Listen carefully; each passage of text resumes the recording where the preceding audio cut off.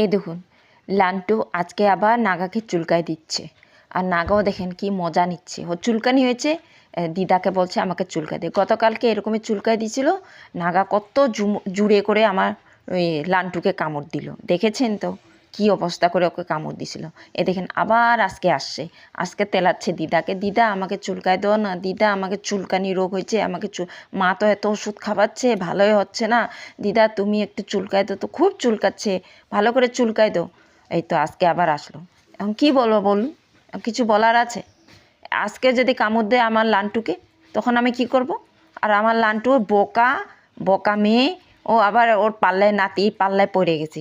এই নাতিকে আবার আদর করছে, এই তো চুলকায় দিচ্ছে, চুলকাতে চুলকাতে নুম টুমগুলো দাঁত দিয়ে টেনে ফেলায় দেয়, এমন জুড়ে ওকে টানে ওর নুমগুলা, বুঝছেন?